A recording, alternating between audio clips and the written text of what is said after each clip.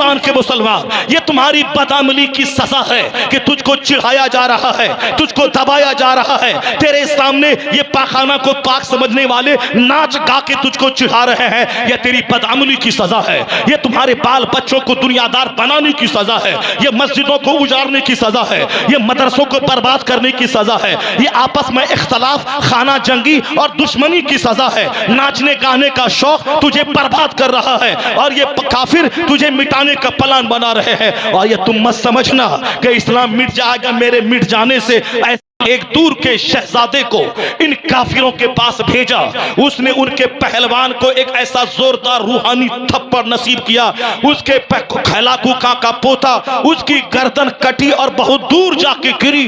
اس کی طاقت کو دیکھ کر تاتاری کی بچی ہوئی فوج اس بزرگ کے پاؤں پہ گر گئی، کلمہ پڑھ کے بڑا سربراہ مومن ہوا۔ جب وہ مومن ہوا تو پھر کیا ہوا؟ پہلے بدکار مسلمان کو سزا ملی، اس کے بعد جب کافر بولا اب اسلام نہیں پنپے گا بغداد میں، تو انہی کافروں کو اللہ کلمہ پڑھا کے پھر دوبارہ بغداد کو آباد کیا، پہلے سے زیادہ پارولوک شہر بن گیا۔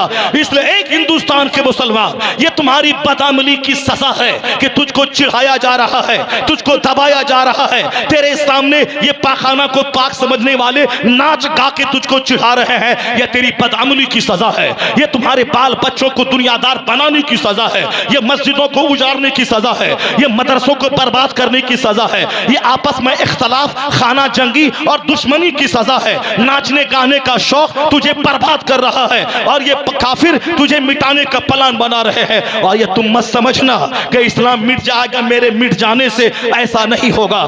اللہ تجھے سزا دے گا، اور جب تو توبہ نہیں کرے گا اتنی سزا دے گا کہ بغداد کی تاریخ دہرائی جائے گی، تیری لاشیں اٹھیں گی، تیرے بچے کٹیں گے، تیرا گاؤں خون میں لہو لہان ہو جائے گا۔ اگر اس کے بعد یہ کافر بولا کہ ہم نے اسلام مٹا دیا، اب اسلام مکت میرا دیش ہو گیا، پھر اللہ کی رحمت غالب آئے گی، اسی کافروں کو کلمہ پڑھایا جائے گا، پھر وہی اسلام کا جھنڈا لے گا، جو آج توڑا ہے وہی مسجد کو آباد کرے گا، پھر ہر طرف اسلام ہی اسلام رہے گا، کوئی گل باقی رہے گا، نہ چمن رہ جائے گا، پر رسول اللہ کا دین حسن رہ جائے گا۔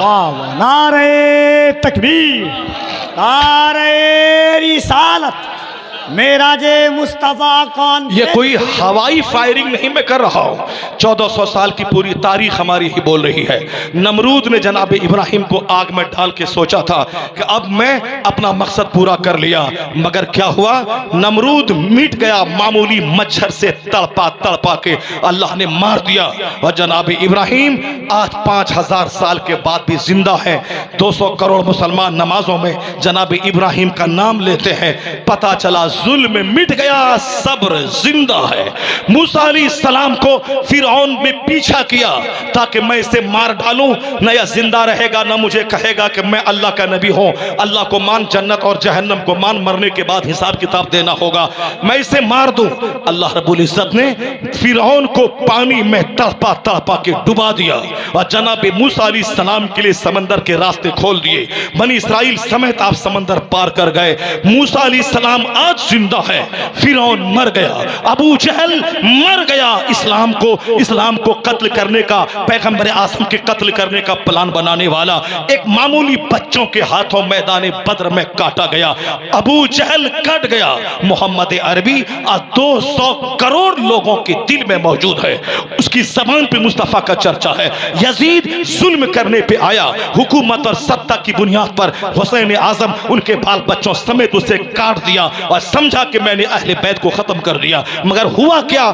آج یزید کی قبر کا پتہ نہیں ہے، مگر حسین 200 کروڑ مسلمانوں کی زبان پہ لفظ امام سے یاد کیے جا رہے ہیں۔ صبر زندہ ہے، ظلم مر گیا۔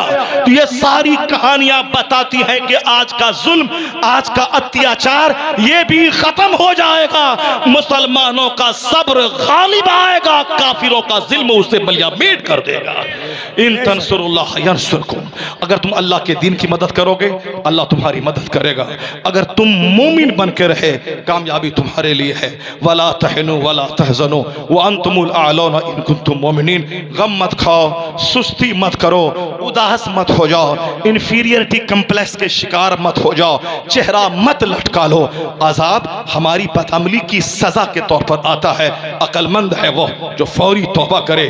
ایک مسجد گئی ہے تو کیا ہوا، لاکھوں مسجدیں ہیں، ان مسجدوں کو آباد کر، ان مسجدوں میں سجدہ کر، ان مسجدوں کو ویران ہونے سے بچا دے۔ یا سوچ لے کہ میری جب مسجدیں ساری آباد ہوں گی ان مسجدوں کی دعا سے وہ گئی ہوئی مسجدیں بھی واپس آ جائیں گی۔ اگر تم نے اس ایک مسجد کی خاطر رونا شروع کیا اور تمہارے محلے کی مسجدیں رونے لگیں، تمہاری بستیوں کی مسجدیں رونے لگیں، وہ تو ایک گئی تو گئی، تمہارا سکون ختم ہو جائے گا، تمہارے بچے ختم ہو جائیں گے، تمہاری آبادی ختم ہو جائے گی۔ مسجدوں کا آنسو بہت جلد عذاب بن کے آتا ہے۔ مسجدیں کب روتی ہیں؟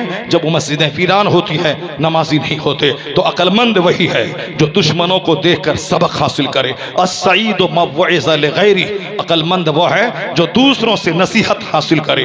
نصیحت حاصل کرنے کا مطلب قرآن پڑھنا، قوالی مت سننا، نعت پڑھنا، قوالی مت سننا، گانا مت سننا، اور تقریر کو بوجھ مت سمجھنا، لچا لفنگا و کافروں کی طرح ناچنے گانے والا مت بننا، موج اور مستی مت کرنا، فرض کو فرض سمجھنا اور نفل کو نفل سمجھنا۔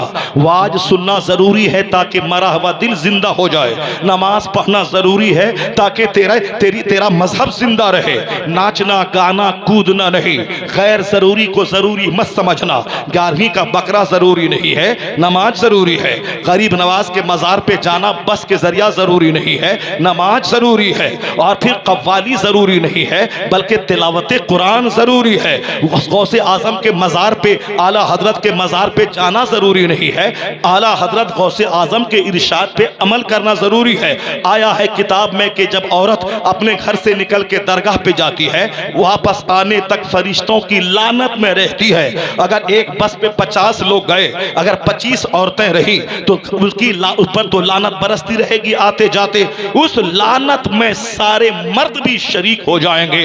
عورتوں پہ جمعہ کی نماز فرض نہیں ہے جو بڑی نماز ہے، تو پھر درگاہوں پہ جانے کا پرمیشن کون اسلام نے دے دیا؟ عورتوں پہ جماعت سے نماز پڑھنا ضروری نہیں، وہ تنہا پڑھ لے۔ عورتوں پہ جماعت واجب نہیں، وہ تنہا پڑھ لے۔ عورتوں پہ مسجد جانا ضروری نہیں، وہ گھر کے کونے میں نماز پڑھے۔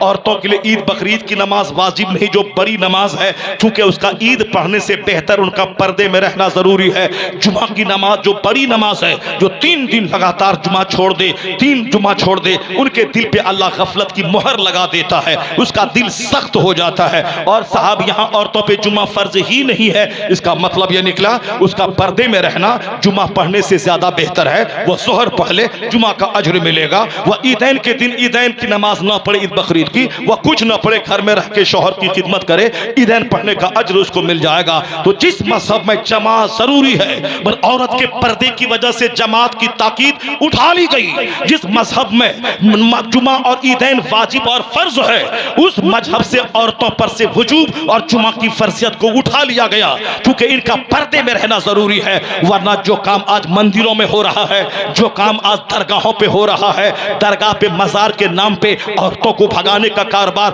وہی کام 5 ٹائم مسجد میں ہوتا۔ یہ جو چوک چوراہے پہ لفنگے نظر آ رہے ہیں، یا بھول جاتے میں دوسروں کی بیٹی کو دھکا مار رہا ہوں، یا بھولتے ہیں کہ میری ماں کو کوئی دوسرا دھکا دے رہا ہوگا، میری بہن کو دوسرا دھکا دے رہا ہوگا، میری بہن کی تصویر موبائل میں لگا کے کوئی دوسرا میری بہن کے چہرے سے مزہ لے رہا ہوگا۔ تم کیوں بھول گئے کہ قدرت کا قانون ایسا ہے کہ میں جو کر رہا ہوں ہو رہا ہے، میری بیوی میری بیٹی صاف رہے گی؟ امام شافعی کہتے ہیں زنا ایک قرض ہے جو تیری اولاد سے وصولا جائے گا، زنا ایک قرض ہے جو تیری اولاد سے وصولا جائے گا۔ اس لیے یہ مت سمجھنا کہ جو میں کر رہا ہوں یا کر رہا ہوں اور اس سے دوسرے مسلمانوں کو کیا ہوگا۔ المومنو کل جسد، مومن ایک جسم کی طرح ہے، اگر کاٹا پاؤں میں چبھے سارے جسم کو بے چینی ہوتی ہے، اسی طرح پوری دنیا کے مسلمان جہاں کہیں گناہ کی وجہ سے اگر وہ لعنت کے مستحق ہوں تو اس میں سارے مسلمان پیسے جاتے ہیں۔ اس لیے اپنے آپ کو تنہا مت سمجھنا مسلم میجورٹی سی کہ جو میں کر رہا ہوں سو کر رہا ہوں، نہیں نہیں، بلکہ سمجھنا کہ اینٹ، ہر اینٹ مکان کو پختگی دیتی ہے، ایک اینٹ بھی کمزور ہوئی سارا مکان کمزور ہو جائے گا. اللہ رب العزت دیکھتا ہے, اس لیے ہمیشہ اس بات کو دماغ میں رکھنا کہ میں جو کر رہا ہوں مجھے کرنے دے. نہیں ہوگا ایسا, بلکہ تمہیں سچی توبہ کرنی ہوگی, تمہیں مسجدوں کو آباد کرنا ہوگا, تمام ناچ گانوں سے بچنا ہوگا. پھر یاد رکھنا اللہ تبارک و تعالیٰ کی وہ رحمتیں نازل ہوں گی کہ تیری دعا عملہ باڑی میں ہوگی, اور اس دعا کا اثر فلسطین میں محسوس کیا جائے گا. کیونکہ سچی توبہ کی جس طرح لعنت میں مسلمان شریک رہتے ہیں, اسی طرح اگر سچی توبہ ہو تو میجورٹی کی توبہ ہو, اس توبہ کی برکتیں ان مسلمانوں کو بھی شامل ہو جاتی ہے. اللہ تبارک و تعالیٰ ہمیں فرض کو فرض اور نفل کو نفل سمجھنے کی توفیق عطا فرمائے. ایسا نہ ہو کہ فرض کو طاق پہ رکھ دیا اور نفل کا ڈنکا بجا رہے ہیں. نہیں ہوگا. وہ 11ویں کا بکرا, محرم کا کھچڑا, غریب نواز کے مزار کی حاضری, یہ سب نفل ہے, کرے تو ثواب, نہیں کرے گا تو کوئی گناہ نہیں ہوگا. مگر نماز چھوڑے گا ایک وقت کی تو حرام اور گناہ کبیرہ ہے. روزہ چھوڑے گا تو بادشاہ اسلام حکم ہے اسے ذبح کر دے, قتل کر دے, اس کے گھر میں آگ لگا دے. اگر تو زکات چھوڑے گا تو سیدھے مال کے کھٹنے کی اور جہنم جانے کی وعید حدیث اور قرآن میں آئی ہے. فرض فرض ہے, نفل نفل ہے. فرض کرنے کے بعد تب نفل ادا کر, تب وہ دونوں مل کر کے تیرے درجات کو بلند کر دے گا. ایسا نہیں ہوگا کہ فرض چھوڑ کے اور بتاشا لا کے فاتحہ مزار پہ دلا دیں اور سمجھ لیں کہ جنت میری جاگیر ہو گئی. یہ منمانی تو ہو سکتی ہے, شریعت نہیں کہتی ایسا, حدیث نہیں کہتی ایسا, قرآن نہیں کہتا ایسا. قرآن کہتا ہے نماز پڑھنا فرض ہے, زکات دینا فرض ہے, حج کرنا فرض ہے, روزہ رکھنا فرض ہے. یہ فرض ہے, باقی یہ سارے نوافل ہیں. فرض کے ساتھ نوافل کر, تب تجھ کو تیرا مرتبہ بلند ہوگا. اب فرض چھوڑ کے اجمیر نماز چھوڑ کے جائے, سوائے خسارے کے کچھ نہیں ملے گا. نماز چھوڑ کے کوئی بغداد جائے, سوائے گھاٹے کے کچھ نہیں ملے گا. ورنہ تو ہندو بھی بولتا ہے میں گورکھ دھام گیا تو میرا بچہ پیدا ہو گیا, میں پوری کا جگناتھ گیا تو ہم کو 5 مال مل گیا. اگر تو بھی یہی بولے گا کہ ہم اجمیر گئے تو فیکٹری مل گئی, کون کہتا ہے یا دنیا مل گئی, عقبہ کب ملے گا؟ اجمیر سے واپس آنے کے بعد فیکٹری ملے نہ ملے, اگر نماز کا تو پابند ہو گیا یہ سمجھ لے کہ فیضان غریب نواز سے تو مالا مال ہو گیا ہے. فرض فرض ہے, نفل نفل ہے. بتاشا کی فاتحہ چھوڑ دے, مزارات کی حاضری بند کر دے. مزارات اس لیے نہیں ہے کہ وہاں دھاگا باندھا جائے, چادروں کی باڑ لگائی جائے.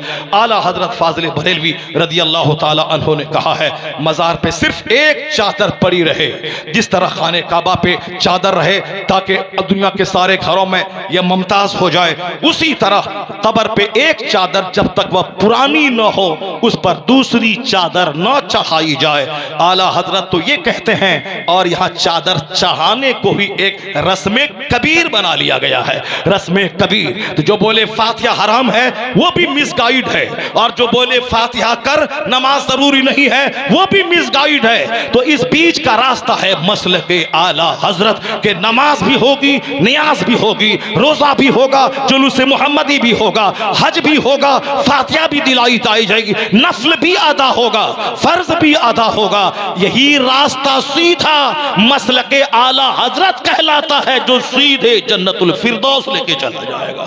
یہ شریعت ہے, یہی حقیقت ہے, یہی طریقت ہے, یہی معرفت ہے. اس سے ہٹ کے نفسانی خواہشات کی تکمیل تو ہو سکتی ہے, شریعت کے تقاضوں کا فلفلمنٹ نہیں ہو سکتا.